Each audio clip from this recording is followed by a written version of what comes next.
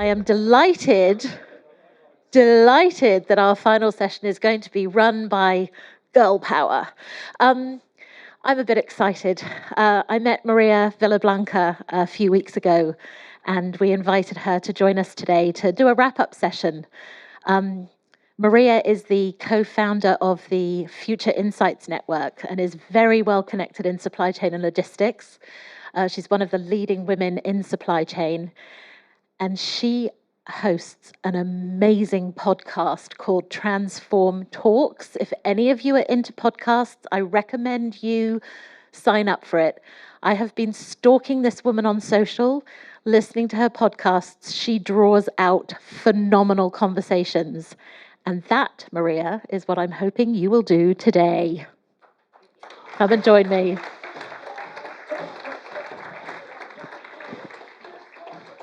Now, just a quick heads up to anybody who spoke today. If it takes Maria's fancy, she might be calling you up on stage again, so stand by. Thank you very much. Thank you for the introduction. I know it's getting to the end of the day. Everybody's probably a bit tired looking at the lovely sunset that's happening here with the most horrible view, this venue. Horrible view. So I've been brought up on stage to try to synthesize and maybe summarize what we've learned here today. So I've been really taking notes and observing and doing as much as I possibly can to try to give you a really good summary of what I've seen over the last couple of hours. And that's a lot. But I want to tell you a little bit briefly, because you're probably all wondering, who is this woman and why is she up here talking to us about this? Well, I'm a very lucky person. I spend most of my days talking to the supply chain industry, talking to supply chain CEOs, finance people, sustainability people, logistics people, and all day long I pick their brains to find out what are the biggest issues. I'm very lucky and I get to host the Transform Talks podcast, so do check it out. A little plug there for me as well again. So here's my summary. Now, Adrian got up on stage and told us that supply chain, I'm going to have Adrian come up here at some point or another, so you better get mic'd up, my friend. And he was telling us about how, it's not the new normal. You were saying that supply chain has always had issues. And I would say I would agree with that. But I think, and correct me if I'm wrong, it seems like there are issues upon issues upon issues upon issues. We've got COVID, we've got e-commerce coming in and changing the way that people shop. We've got tariffs, we've got pressures about sustainability. So there is quite a lot happening in the world. And I want to bring up Adrian. Do you want to come up on stage for a second, see if you're mic'd up? I want to bring up Stephan as well, because you said something that blew my mind, and I want to make sure that we talk about this, which was, welcome them back up on stage, please. And I also want to bring David up stage. David Louder, is he where are you? Because you just recently started at Transporeon, and we're going to put a little pressure on you. Please have a seat. We're going to put a little pressure on you because you've just started, but you haven't even started, have you? You haven't even started. So I'm going to ask you guys some questions too. But first of all, let's talk with what you said that blew my mind, which was that the industry doesn't need any more software to solve these problems. And it feels like anybody who's been in the industry a long time, that's the magic bullet we get sold. More software, more technology, more shiny new objects to pursue. But yet, what we think we need is actually something different. It's a different age. And you said something similar about this as well, that we can't use the solutions from 1999 for problems of the year 2022 or beyond, correct? Now, I want to ask you, David, my friend over here. Yeah, this young man over here. So what was your take on today? What did you learn? I was impressed by a lot of things. I mean, I heard some great statistics and some great initiatives and exciting initiatives, but I think to build on the comment about it's not about more software, one of the themes that I heard throughout the whole course of the day was collaboration. And what I think we can probably all agree on is that collaboration has nothing to do with technology. Technology is an enabler, but collaboration starts with people and a willingness. And if I think about the folks that are here in this room and the conversations that I heard, there's clearly that willingness. And if we start looking at how we can work together, shippers with shippers, shippers with carriers, the sky's the limit. And I think we're just starting to scratch the surface. So I'm excited to start because there's a lot of things that we could do. Well, Adrian, you started out by talking about opportunities, didn't you? And you seconded that, Stefan. I mean, I think we can all agree. By the way, my chair is really creaky. We can all agree that the current circumstances do create an opportunity for opportunity itself, right? So here we all are looking at each other, participating in things together to collaborate. So, Stefan, I want to go to you. Do you think that the industry is ripe for change? I think so, yes. I mean, the conversations that I heard, that I listened to today, gave me a really good feeling. And I'm only in this industry for something like 3 years now, right? I have an ERP background, and I can tell you, doing 20 years of ERP against the tangible opportunities that we have here is that's exciting, yeah. So I think we're getting ready, yeah. What's your take, Adrian? I mean, opportunities. I mean, you stepped up here to talk about opportunities, Pet Shop Boys and everything. Yeah, no, absolutely. I mean, I think we've reached a point where we've reached the limit, I believe, of what companies can do on their own, right? So we've talked about collaboration for many years. We've talked about optimization for many years, and companies have been doing optimization, again, within that siloed perspective. But when you look at, you take something like sustainability as an example, it's very clear that in order to achieve the targets that many companies are setting, that governments are expecting, there's no way those are going to be achievable by doing things the way they've always been done. So there are only so many trucks out there. There are only so many drivers out there.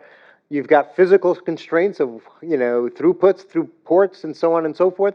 So the only way that we can achieve those objectives and those goals, whether it's sustainability, whether it's customer service requirements, on time and full, which is becoming, more challenging every day, is really through, collaboration. And I think that, David brought up, technology in the 23 years I've been here, technology has always been ahead of what companies have been ready or willing to adopt. And I think we're at that point right now that between customer requirements, between regulatory requirements, and between just the challenges out there, that unless companies start thinking and walking the talk in collaboration, we're never going to get there. We're never going to achieve these things that we've talked about today. Well, again, it goes back to the point. We can't solve the problems with 2022 problems with 1999 solutions, right? I also heard quite a lot about visibility. Who here is satisfied with their visibility in their business right now? Yeah, that's what I thought. No one is. I've been hearing visibility as an issue in supply chain for as long as I've been going to supply chain events, and that is a long time. It's this holy grail that everyone's chasing, this holy grail. So how are we going to achieve visibility, and how are we going to do that in real time, Stefan? I think we need to work on end-to-end digitalization of the processes, right? I mean, something that I mentioned in my presentation, and I'd like to repeat it here. Luciana is still here, right? We treat this as a carrier product, but Transporeon Freight Matching, and it came up actually in the conversations around sustainability. It came up in a conversation around visibility. These are the network effects that we're talking about, right? If we start to tackle these network challenges really as network challenges from all different sites, having a strong ambition to increase the coverage of the processes, ideally end to end, we will see all sorts of network effects becoming true. Visibility will go up. With better visibility, we have more accurate carbon emission data. With more accurate carbon emission data, we understand better the utilization of trucks. With the utilization of trucks, we will better understand the opportunity, the window of opportunity for the carrier to improve utilization. With that visibility, we will be able to offer better freight rates. We will be able to purchase freight services at lower cost. We will still be able to meet the customer service requirements. And I think it's just time that we get this going. And I really think that, especially this group of people here representing mainly large shipper organizations, there is also a responsibility, right? Because in this digitalization study that I showed and that I talked about, it is obvious that, the digitalization level in larger organizations is higher. And I think it's an opportunity for us as a community, as a group of people here, to also get some things moving, right? I loved the Intersnack. I loved your contribution about dynamic time slot management between consumer products and retail, right? It just, it should just happen, right?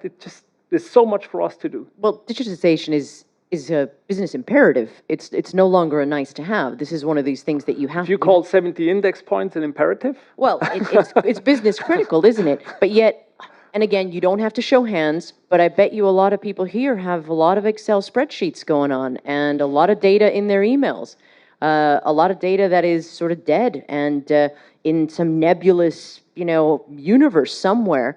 So I think there is quite a lot of work that still needs to be done to try to get organizations to digitize at the level that would allow for customer centricity, visibility, and let's not talk about sustainability here as well.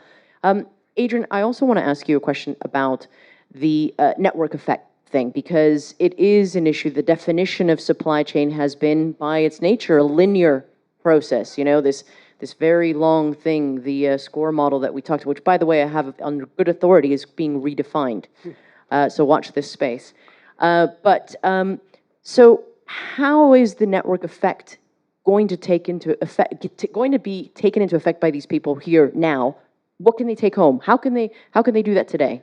Well, I think first and foremost, I think we're still in an education process. I mean, I think a lot of folks within the industry, they hear the term network effect, and they don't quite understand what that means, right? So I think the first step is really to understand what is meant by that, because it is a mind shift, if you will. And I think we all intuitively know what it is because we do it every day with LinkedIn and Facebook and with our cell phones and the internet and everything else. But then it's thinking through that lens. Okay, how does that apply to what I do at work from a supply chain, perspective? So I've argued that, and this is based on a paper, and I'm blanking on the name of the author, but I believe he was from MIT, who argued that companies should have a chief network effects officer. So a lot of companies actually don't even have a chief supply chain officer, which I think is surprising. My argument is that they should leapfrog a chief supply chain officer and implement a chief network supply chain officer, someone that's going to be looking at their business from a network effects perspective, understands what that means, and then is able to then bring in the people, the processes, and the technologies that are going to be required to operate within that environment. But I think when you look at things like, just a quick example, thinking about procurement and finding new partners, new carriers. I mean, this is where, if you think about, myself, I'm a LinkedIn influencer, which means I have 251,000 followers on LinkedIn. I don't know 251,000 people. But with one single connection, I can easily communicate with this vast, large number of folks. Well, if you think about from a carrier standpoint, if you're looking for a carrier, a new carrier partner to service a new lane, a new market, so on and so forth, if you're connected to a network and you've got processes and technologies in place where you've got confidence that those carriers have been qualified in some kind of a process, so that I think the trust network is what you call it, and then you're able to then quickly and efficiently contact them, onboard them, and bring them to market, that's very powerful. And I think that's a good example of the network effect. And it works, in the reverse too. As a carrier, you're able now to have access to countless shippers as well to find new business. So Adrian, I get all of you. Is this a question of a rethink of the supply chain model to more of an ecosystem, to this network effect? Is it like you say, a sort of a deprogramming? Do we have to unlearn what we knew before, or is it as radical as that? I'm not sure if it's that radical in terms of a rebuild altogether, as much as it's an expanded thing. I think if you consider how most folks historically in supply chain they've thought in the context of just their window and what their gain can be. The silos. The silos. And I'm a big believer in the law of unintended consequences. If I take it even within the enterprise, I could be in charge of transportation. And so what am I going to do? I'm going to try to reduce my transportation spend as much as I can. So I can do fewer larger shipments, and boom, my transportation spend drops. What happens as a result? my inventory goes up because I need more safety stock because the shipments only come once a week instead of 3 times a week. It's the law of unintended consequence because each of those departments within an enterprise is incented in completely different ways. Sorry, I'm going to interrupt you Yeah. because I will forget. I have this brain fog, but Angie, it was Angie around here who did the presentation. There you are. Your research, again, shocked me. Was anybody here surprised at this 70% of the ghost lanes? I mean, right? Is anybody else scared of that? I mean, I'm thinking, again, I speak to a lot of C-level supply chain, logistics, finance people at businesses, and all they do is scratch their heads. How do we become more efficient? How do we become more resilient? How do we become more agile? And yet this is staring at them right in the face. So again, going back to your word, opportunity. What is the opportunity here? I mean, I think we all know what the opportunity is. I mean, and particularly in transportation. I mean, and it was brought up by the different panelists, right? Detention and waiting time, and then the ripple effects of that, right? Because that ultimately ends up in carriers charging you higher rates or carriers refusing to carry your shipments.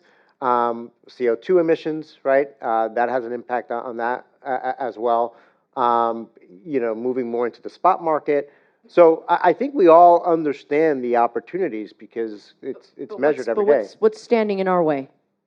Is it just not, again, the whole idea of, I'm not saying, I'm generalizing. I'm sure there are people here doing a phenomenal job, but what is standing in the way? If we know that these are the opportunities, is there some sort of limitation? Are we not collaborating enough? Are we perhaps maybe looking to technology to solve the issue without maybe expanding our minds to look at the kind of platform, for instance, that Transporeon is offering? What is the limitation? You're just shaking your head over there. So Stephan. No. I don't think anything is standing in our way. I think. I mean, again, I'm a greenhorn in that industry still compared to those two gentlemen here. But when I look at what has happened in the last 3 years, when I look at the showcases, the case studies, the experience, the research that has been presented today here on stage, then there's a lot that is happening, and I think it's just for us really picking this up and translating this into small executable steps and ask for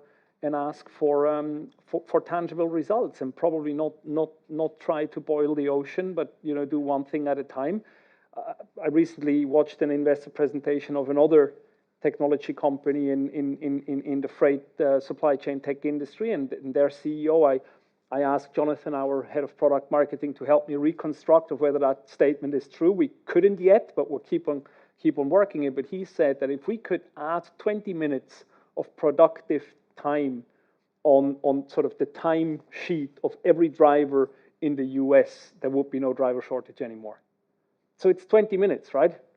We talked about real-time yard management. We talked about dynamic slot management. We talked about getting primary data of trucks, understanding, residual driving time, and how does an X load fit into the cabotage rule of the new EU mobility package. I think we can get 20 minutes, right? I'm not sure if it will solve all the driver shortage. That's the calculation I couldn't yet do, but I think we can get 10 minutes, 15 minutes, 20 minutes, right? And I think these steps are just there to be taken. David?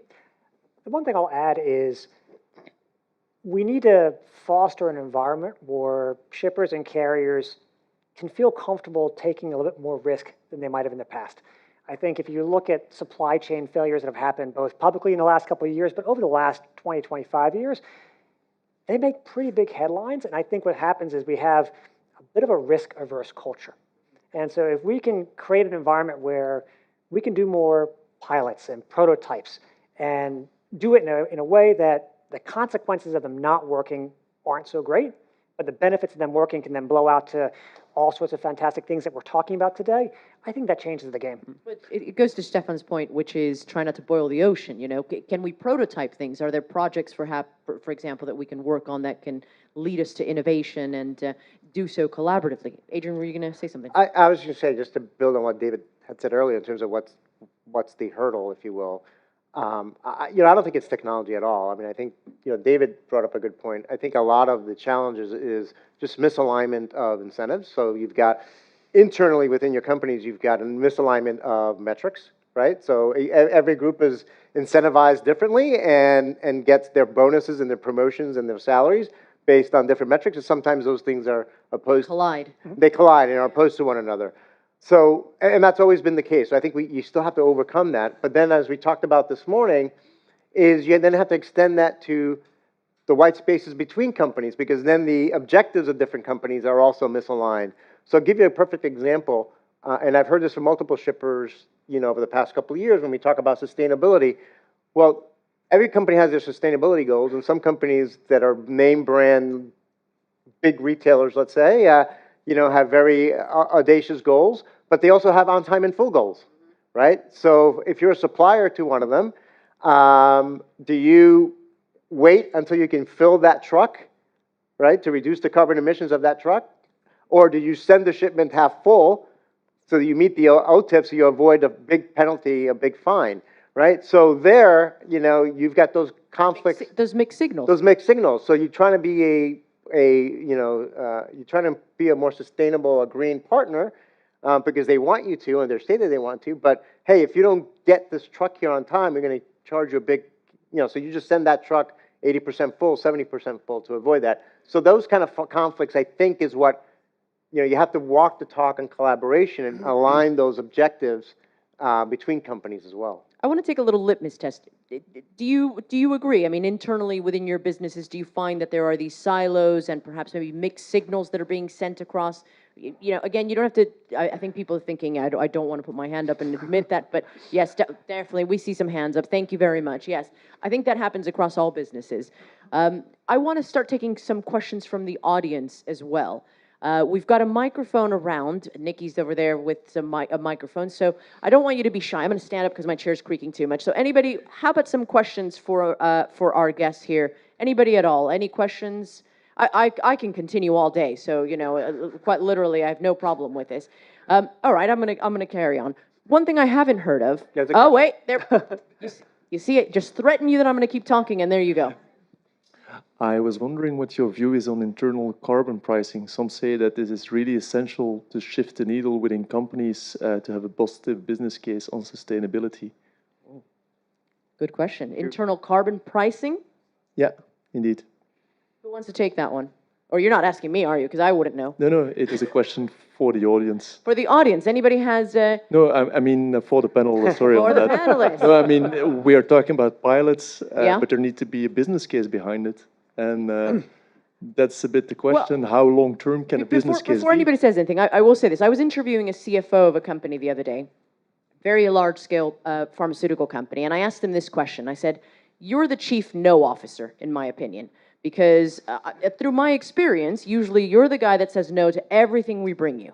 No offense, I said I don't want to cause a lot of offense, but you are Mr. No. So how do we get sustainability initiatives over the line when they are in direct conflict with cost? Really? And I know you've got your own pressures, and the answer I got was, it will be more costly not to do these things. And I think that the answer is there's got to be collaboration between the C-level executives and the supply chain logistics leaders to actually take these initiatives over. Anybody else want to say that? Because I'm not the expert here, so. Actually, Jakob's in the front row. He might be the expert on internal carbon costing. Dude, right here.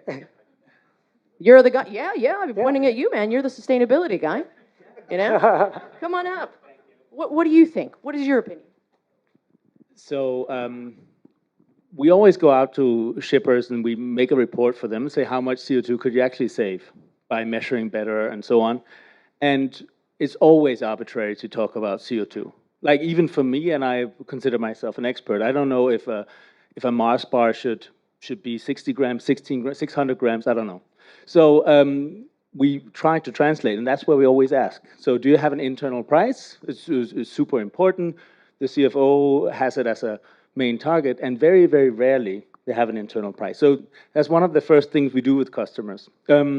We accept everything from 10 euros, which is voluntary offsetting price, up to the daily price of the futures. But sometimes they go over. Sometimes some companies say, no, the daily future is 61, 64, I think 64 today, of CO2. But sometimes they say, no, 100, because we really want to do this. And I personally think that it is a decision that needs to be made, because again, we have some different targets. And if you don't put a price on it, it's going to be an arbitrary extra target on top of your other goals. So it's probably going to come, but we start seeing the tendencies. I think just to quickly add to that, and I believe it started with Germany, but I think it might be EU-wide now, a proposal to implement an import tax related to carbon emissions. So I think that's another area where regulations are coming into play, where now, from a global trade perspective, part of the thrust behind that proposed regulation is to level the playing field, right? Particularly in industries such as steel, let's say, where steel imports from China are relatively cheap, but of course their environmental record is not as great. So the idea is to say, hey, well, the unit price might be cheap if we're importing this into the EU, but now we're going to add a carbon tax on top based on your carbon footprint.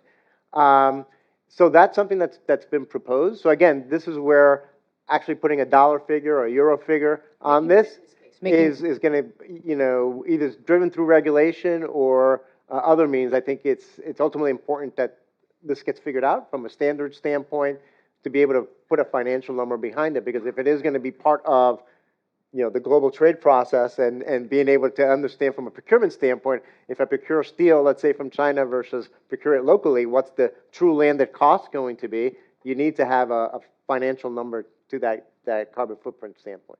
Thank you, Jakob. Thank you. I also want to talk about visibility for a second. I am going to remain standing if you don't mind. I'm going to talk about visibility. I was looking at the Transporeon insights during the break a few minutes ago, or a little while ago, and there were two ladies there that were asking a very good question about getting this postcode to postcode information that the insights piece can do. And I made a comment because they were looking at the Northern Ireland versus shipping to the UK. The supply chain and logistics professional of today has to be, to some degree, almost a geopolitician. They've got to navigate all of the many things that are happening in the world right now. It is a job that used to be seen many, many years ago, perhaps the more back office cost center. It is now a very important job. It is I don't know which one of the panelists said it before, I think, was it you, Adrian, that was in your session, about how companies don't compete, they compete with their supply chains. So that's what it was. There you go, Professor. Thank you very much. That was a very good session. And I think it is actually true. So the more insights you get, the more visibility one has, the more of a leading edge that they have over their competition. Is that right? Is that where you see this helping out, not just from obviously the sustainability piece, but also in terms of being able to compete in today's very difficult environment? Absolutely. As I said, before, there's a number of network effects. Like visibility alone is not just about tracking a truck or tracking a load. Visibility is about understanding the dynamics of a market, understanding the capacity, understanding the demand, being able to forecast more accurate, being able to predict more accurate, getting more granular data, getting more accurate data, and being able to take smarter decisions. And it's really like a sort of this connective tissue that keeps this supply chain together, and I think ultimately everybody will benefit from it, right? I know that the entry barriers are high. I know that it takes a long time to adopt. I know that it will most likely not be one single source or one single technology that will give us visibility. It will be a combination of different sources, more traditional status messages, some telematics, some sensor-based, some additional sources of data that we can tap into, a lot of AI to fill the gaps that will always be there. But ultimately, we will get better, and we will all benefit from it. Again, going back to the opportunity you mentioned, Adrian, which was we could be sitting here 5 years from now, 4 years from now, whenever, talking about we do things better now because of the pandemic. We do things better because of the disruption. Now, I'm being told that there is very limited time. So again, there's a cruise to go to. So clearly everybody wants to do that instead of listening to us drone on again. But I wanted to see if there was one more question. Anyone else in the audience that has any other questions that would like to ask something to our panelists, or who just wants to go on a cruise and get something to drink? I mean, right? I want to thank all of you for sticking here with us. I want to thank Transporeon for putting together a phenomenal event. I want to thank all the speakers for coming here and sharing their insights, because we are not going to get further until we collaborate and gain some knowledge from each other. I want to thank Georgia for putting together a phenomenal event here, for putting everything together, for all of you guys in your yellow shirts. I've been promised a yellow shirt. I hope I get one. And I want to say thank you very much.